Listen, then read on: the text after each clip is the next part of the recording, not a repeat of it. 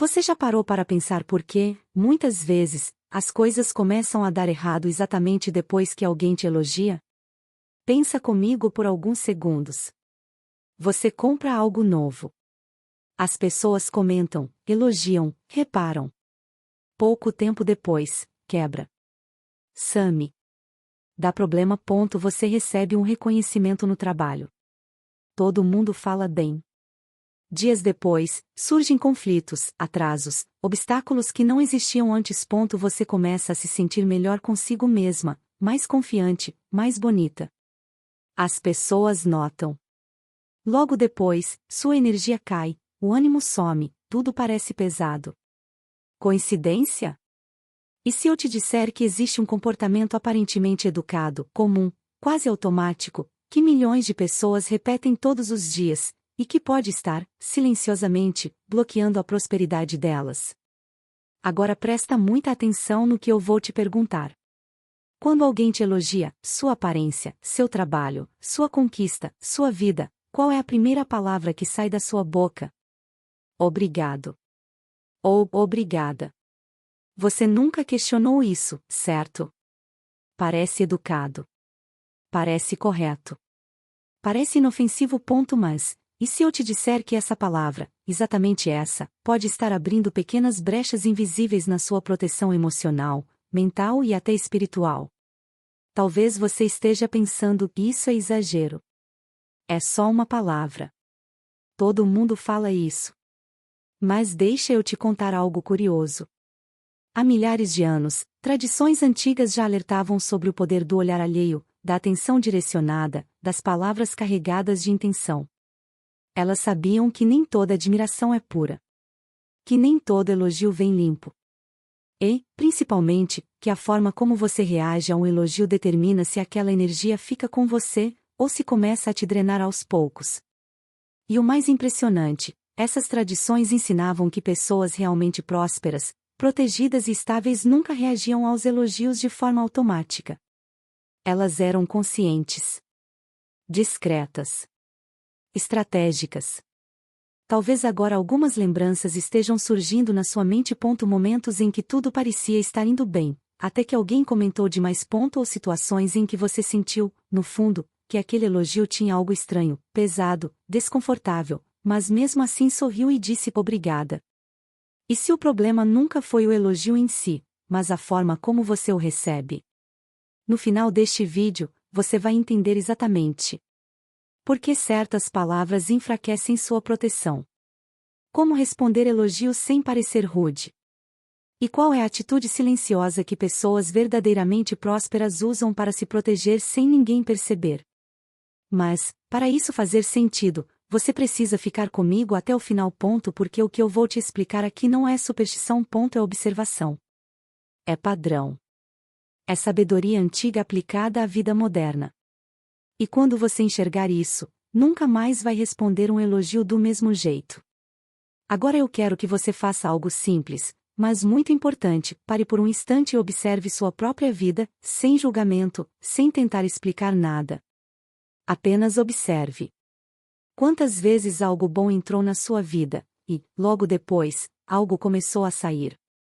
Vamos aos exemplos mais comuns, porque eles quase sempre passam despercebidos. Você compra um objeto novo.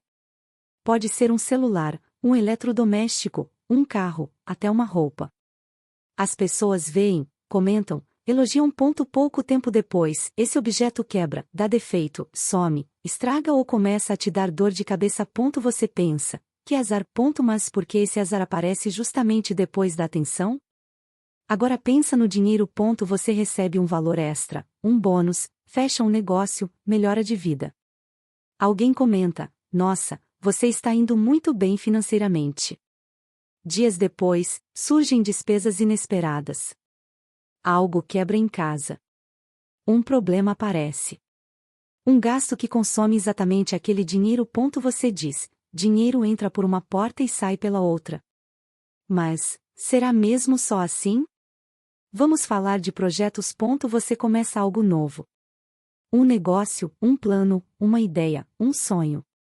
No início, tudo flui. Você comenta com alguém. As pessoas elogiam, opinam, perguntam demais.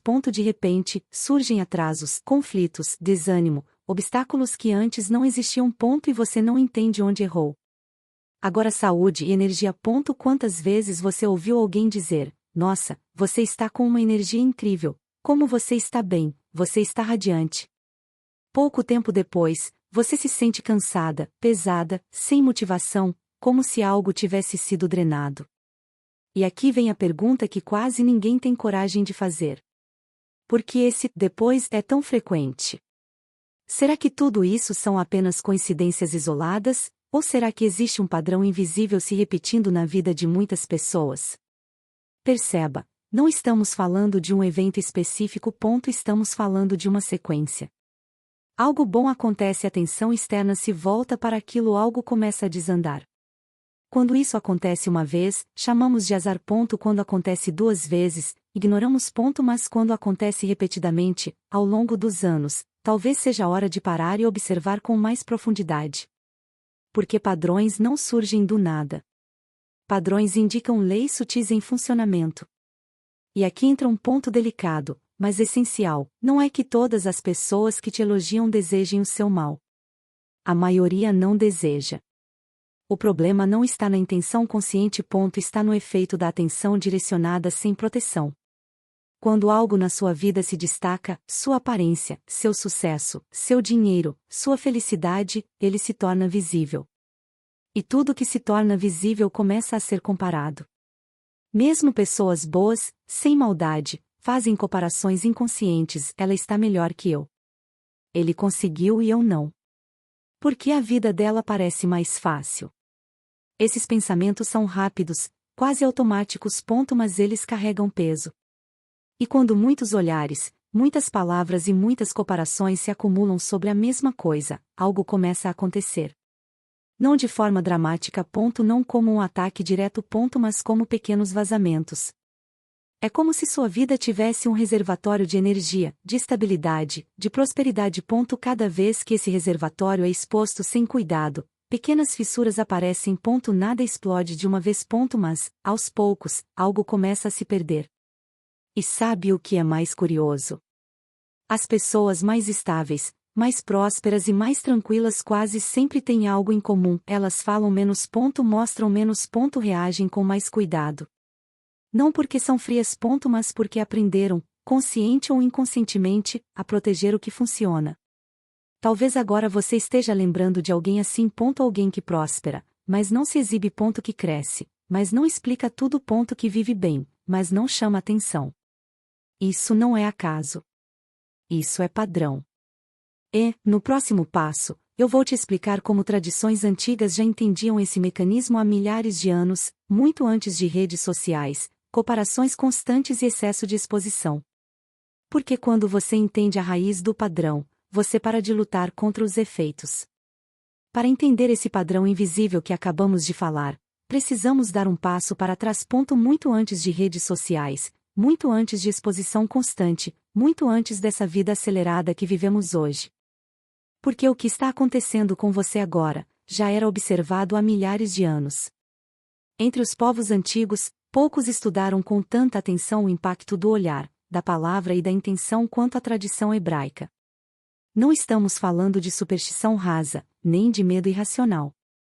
Estamos falando de observação profunda do comportamento humano e das forças invisíveis que influenciam a vida cotidiana. Na tradição judaica existe um conceito chamado Ain Hara. Traduzindo de forma simples, significa algo como olhar carregado. Não é um demônio. Não é magia. Não é algo místico no sentido fantasioso. É o reconhecimento de que o olhar humano carrega intenção, e que a atenção direcionada pode influenciar aquilo que é observado. Os sábios antigos perceberam algo muito claro: nem todo olhar é neutro. Quando alguém olha para você, para sua vida, para suas conquistas, esse olhar vem acompanhado de pensamentos, emoções e comparações. Mesmo que a pessoa não perceba conscientemente. E é exatamente aí que mora o ponto central. O Ain Hara não depende, necessariamente, de alguém querer te prejudicar. Na verdade, na maioria das vezes, não há maldade deliberada nenhuma. Os mestres da tradição explicavam que existem dois tipos principais de inveja, e isso muda tudo. O primeiro tipo é a inveja consciente. É aquela situação mais rara, em que a pessoa sabe que está invejando. Ela deseja o que você tem e, no fundo, gostaria que você perdesse aquilo. Esse tipo é mais fácil de identificar, porque a energia é pesada, o clima muda, você sente no corpo. Mas existe um segundo tipo, muito mais comum e muito mais perigoso. A inveja inconsciente. Nesse caso, a pessoa pode até gostar de você. Pode até te elogiar sinceramente. Pode até torcer por você em muitos aspectos. Mas, por uma fração de segundo, surge um pensamento automático: queria ter isso também. Por que ela conseguiu e eu não? Não é justo. Esse pensamento é rápido, quase imperceptível. Mas ele existe. E, segundo essa sabedoria antiga, esse microdesejo misturado com comparação já é suficiente para criar um desequilíbrio. Por quê? Porque o olhar não vem vazio. Ele vem carregado de expectativa, frustração, desejo, comparação. Os sábios observavam que, quando algo é excessivamente exposto ao olhar alheio, ele se torna vulnerável. Não porque o mundo é mau, mas porque a atenção constante cria pressão. É como uma planta delicada. Ela cresce melhor em um ambiente protegido. Se você a coloca sob sol intenso, vento forte e exposição constante antes de criar raízes, ela enfraquece. Na tradição hebraica, existe uma ideia muito repetida: a bênção só se multiplica onde há proteção. E proteção, nesse contexto, não significa se esconder do mundo. Significa não se colocar desnecessariamente sob o foco constante do olhar alheio. É por isso que, culturalmente, sempre houve tanto cuidado com exibição, com alarde excessivo, com chamar atenção para aquilo que ainda está em processo. Não é medo. É sabedoria. Os antigos não tinham redes sociais, mas entendiam algo que hoje ficou ainda mais relevante: quanto mais visível algo se torna, mais comparações ele atrai. E quanto mais comparações, maior a carga emocional sobre aquilo. Por isso, o Ainhará não é visto como algo sobrenatural no sentido fantasioso. Ele é visto como um efeito natural da atenção humana sem filtro. E agora começa a ficar mais claro porque pessoas realmente prósperas, estáveis e tranquilas sempre pareceram mais discretas. Porque falavam menos. Porque explicavam menos. Porque reagiam com cuidado. Elas não estavam sendo frias. Elas estavam sendo conscientes. E, no próximo passo, vamos entrar em uma história específica, registrada há séculos, que se tornou o maior símbolo de proteção contra esse tipo de olhar, e que vai te ajudar a entender, de forma muito concreta, como prosperar sem se expor. Porque, quando você entende esse princípio, você para de lutar contra o mundo e começa a ajustar a forma como se coloca nele. Para entender, de forma clara e concreta, o que significa prosperar acima do olhar alheio, precisamos falar de uma história antiga. Uma história que atravessou milênios não porque é bonita, mas porque revela uma lei profunda da vida. A história de Yosef. Yosef era filho de Jacó e, desde muito jovem, se destacava. Ele tinha inteligência, sensibilidade, capacidade de interpretação e uma presença que chamava atenção. Seu próprio pai percebia isso e, de certa forma, o tratava de maneira diferente. Mas esse destaque teve um preço. Os irmãos de Yosef começaram a olhar para ele com comparação. Depois, com desconforto. Depois, com inveja. E aqui já aparece o primeiro ponto importante: o problema nunca foi o talento de Yosef. Foi o olhar que esse talento despertou. A inveja cresceu tanto que os irmãos decidiram se livrar dele. Primeiro pensaram em matá-lo. Depois, optaram por algo que parecia menos cruel, mas foi igualmente devastador: jogaram Yosef em um poço e o venderam como escravo. Imagine essa cena por um instante. Um jovem arrancado da própria família. Traído por aqueles que deveriam protegê-lo. Levado para um país estranho, sem conhecer a língua, a cultura, ninguém. Se existe alguém que tinha tudo para ser destruído pelo peso do olhar invejoso, era Yosef. Mas é aqui que a história toma um rumo inesperado. Mesmo como escravo, Yosef próspera. Tudo o que ele toca começa a funcionar melhor. Ele não se exibe. Não reclama. Não provoca atenção desnecessária. Ele apenas faz o que precisa ser feito, com excelência e discrição. Com o tempo, se torna administrador da casa de seu senhor. Depois, por uma injustiça, é lançado na prisão. E, novamente, a lógica humana diria: agora acabou. Mas não acabou. Na prisão, Yosef próspera de novo. Ganha confiança. Organiza. Administra. Ajuda. Até que, em um movimento improvável, é levado diante do faraó. Interpreta sonhos. Apresenta soluções.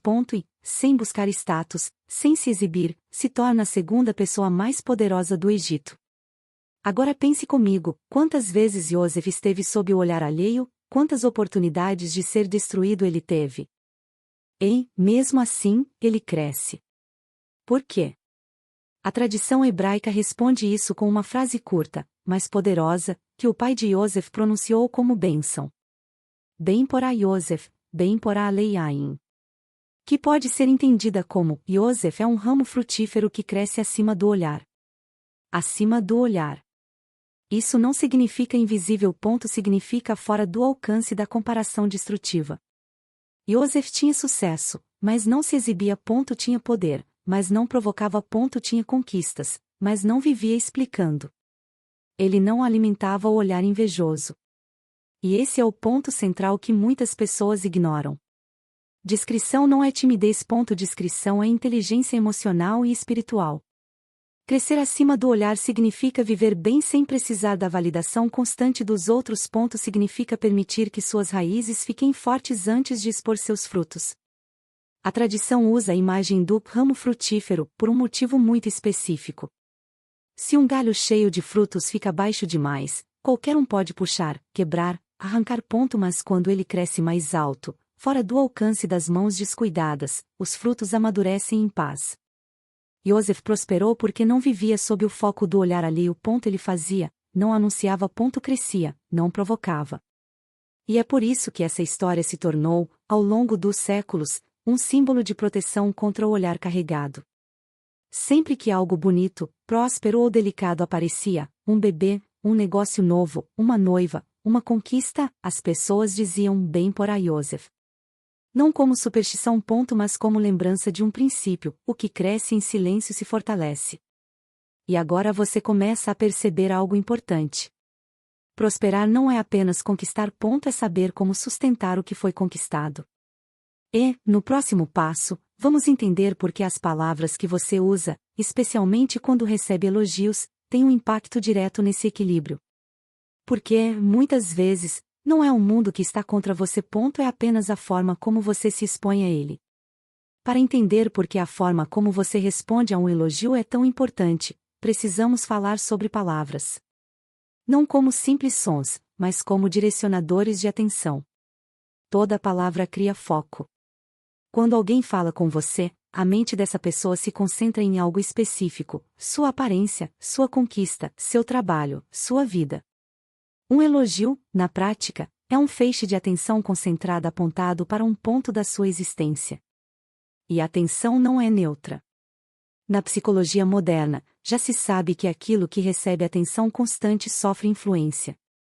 Crianças que recebem atenção excessiva sobre um traço específico desenvolvem insegurança. Adultos que vivem sob avaliação constante começam a se moldar ao olhar externo, mesmo sem perceber. O cérebro humano foi programado para reagir à avaliação social. Isso vem de muito antes da vida moderna. Durante milhares de anos, ser aceito ou rejeitado pelo grupo significava sobreviver ou não. Por isso, quando alguém nos avalia, positivamente ou negativamente, o cérebro registra. Um elogio ativa áreas relacionadas à recompensa, mas também ativa áreas ligadas à vigilância social. É como se o cérebro dissesse: estou sendo observado. Estou sendo avaliado. E é aí que surge o ponto crítico. Quando você valida demais o olhar do outro, você começa a deslocar o centro da sua segurança para fora de si mesma. Você passa a existir mais pelo reflexo do olhar alheio do que pela sua própria estabilidade interna. Espiritualmente, isso tem um efeito semelhante. Quando alguém te elogia, essa pessoa está projetando uma carga de atenção sobre você. Essa carga pode ser leve, neutra ou pesada, dependendo das emoções que vêm junto. Se você recebe essa atenção de forma automática, sem consciência, você absorve tudo o que vem no pacote. E aqui entra um erro comum. Muitas pessoas acreditam que um elogio é sempre algo positivo. Mas elogio é, acima de tudo, foco. foco direcionado cria pressão. É como um holofote. Um pouco de luz ajuda a enxergar.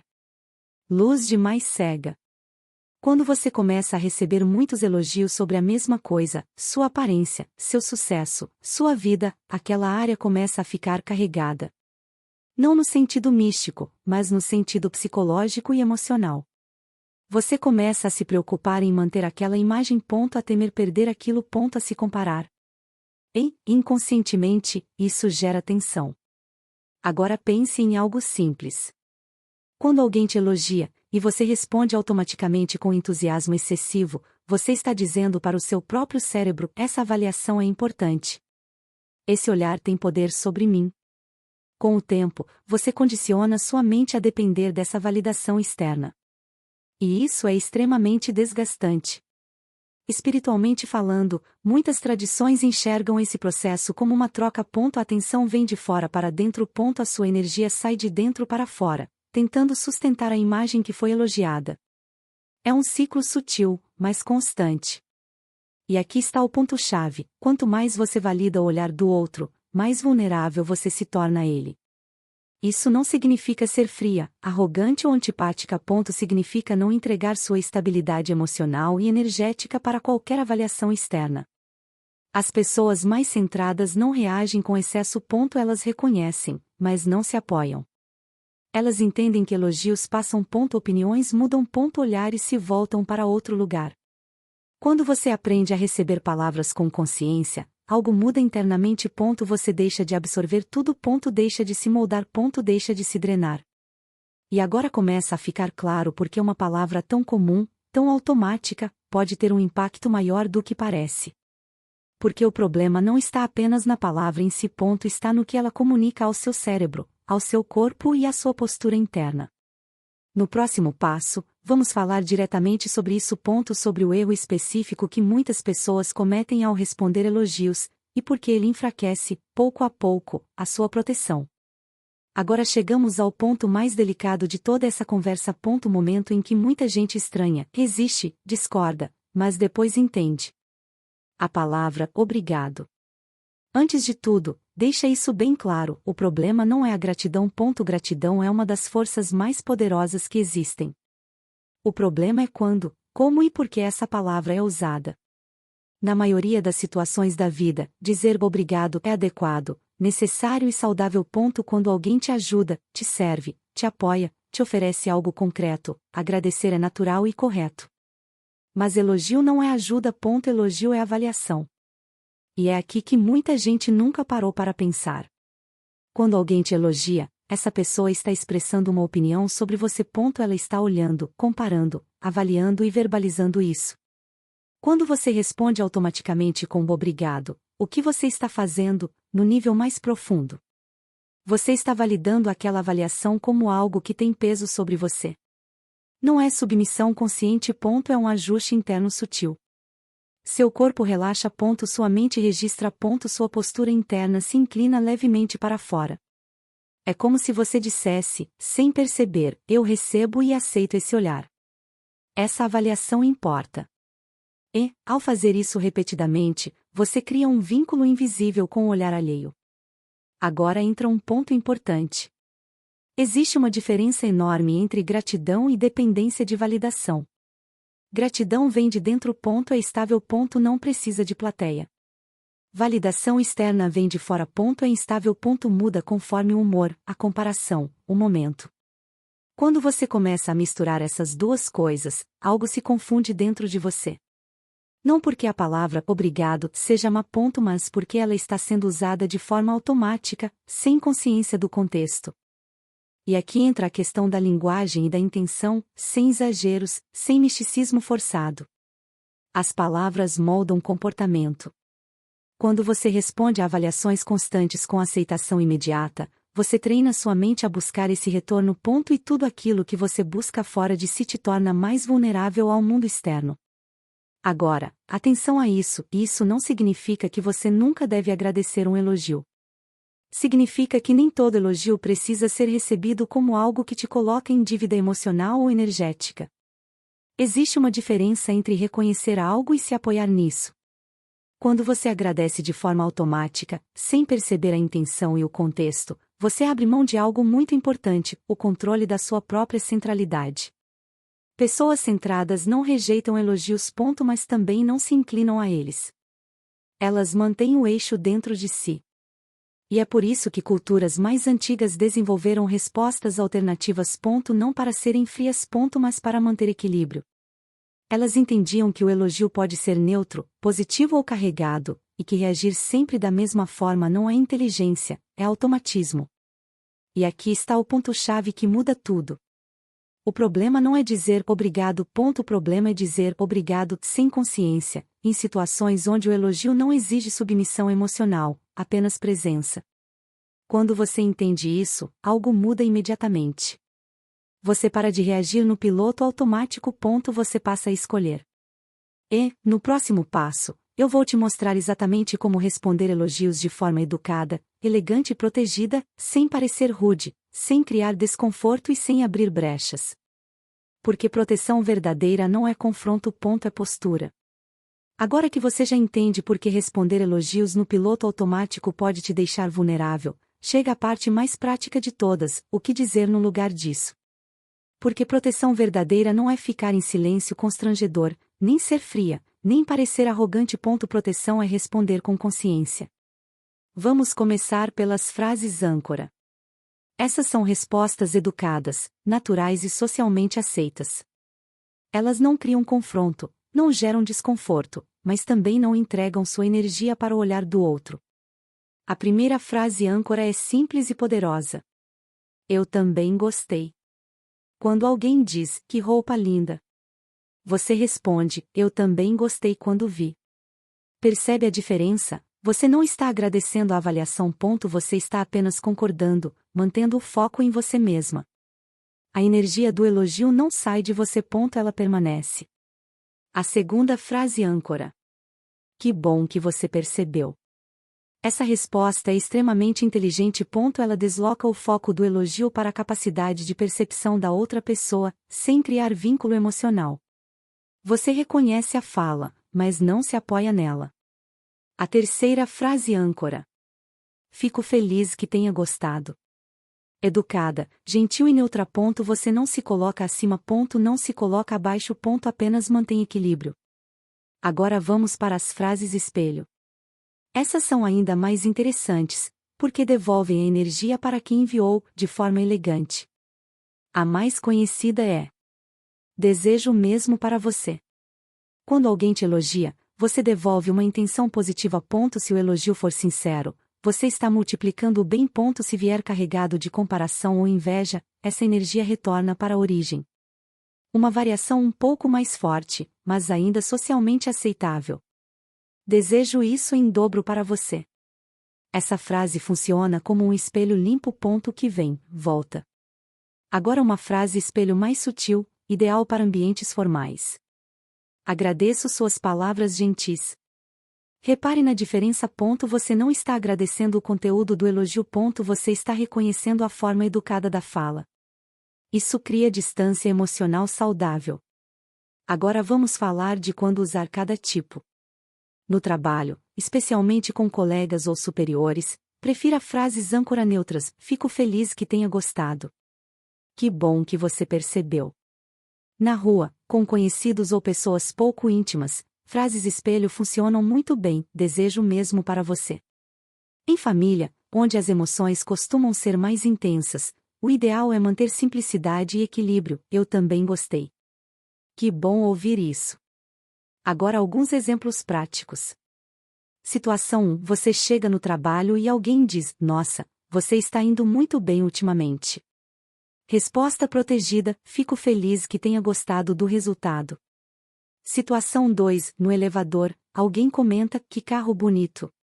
Resposta protegida: eu também gostei quando escolhi. Situação 3. Uma conhecida diz: como você está diferente, hein? Resposta protegida: que bom que você percebeu. Perceba algo importante: essas respostas não cortam a conversa. Elas não criam tensão. Mas também não criam vínculo de dependência. No começo, pode parecer estranho. Porque você está acostumada ao automático. Mas, com poucos dias de prática, algo muda. Você começa a se sentir mais centrada, menos drenada, menos afetada pelo olhar alheio. E isso prepara o terreno para o próximo passo, o mais poderoso de todos. Porque existem situações em que o elogio não é leve, nem neutro, ele vem carregado, pesado, invasivo. E nesses casos, frases educadas não são suficientes. É aí que entra uma proteção que não se diz em voz alta, mas que funciona de forma profunda e imediata. E é exatamente isso que vamos ver a seguir. Agora eu preciso que você escute com ainda mais atenção, porque o que vem a seguir não é algo para ser dito em voz alta, não é algo para ser explicado, é algo para ser feito internamente. Até aqui, falamos de elogios leves, neutros, sociais, mas você e eu sabemos que nem sempre é assim. Existem elogios que incomodam, que vêm com um olhar demorado demais, com um tom estranho, com perguntas que invadem. Você sente no corpo, no estômago, no peito. É aquele elogio que não traz leveza, traz tensão. Nessas situações, responder educadamente não resolve, porque o problema não está na conversa, está na carga que veio junto. E é aqui que entra a frase escudo. Uma frase que não deve ser dita em voz alta, nunca. O poder dela está justamente no silêncio. A frase é simples, direta e extremamente eficaz. Suas palavras ficam com você, minhas bênçãos ficam comigo. Guarde isso. Não repita agora em voz alta, apenas registre. Essa frase funciona em duas camadas profundas. A primeira camada é a devolução. Quando você pensa, suas palavras ficam com você, você está devolvendo ao outro aquilo que é dele, a intenção, o pensamento, a carga emocional. Se o elogio foi sincero, ótimo, essa energia fortalece quem a emitiu. Mas se veio misturada com inveja, comparação ou malícia, ela não encontra espaço em você. Ela retorna. A segunda camada é o lacre. Quando você afirma internamente, minhas bênçãos ficam comigo, você está ancorando sua prosperidade, sua saúde, sua paz e sua energia dentro de você. É uma declaração silenciosa de posse, sem agressividade, sem confronto. Agora vem a visualização. Enquanto você pensa essa frase, imagine algo simples, um espelho transparente se levantando suavemente entre você e a outra pessoa. Nada dramático, nada agressivo. Tudo que vem na sua direção toca esse espelho, e retorna. Você continua calma, educada, presente. Por fora, nada muda, por dentro, tudo se reorganiza. E aqui está um ponto crucial, o silêncio amplifica o efeito. Quando algo é dito em voz alta, ele entra no campo da interação social. Quando algo é feito em silêncio, ele atua direto na sua postura interna. Você não dá palco, não cria conflito, não alimenta. Você apenas se protege. Essa prática leva menos de um segundo, e, com o tempo, você vai perceber algo curioso. A energia da outra pessoa muda, o olhar se desfaz, a conversa perde força. Não porque você atacou, mas porque você não recebeu. E isso é poder real.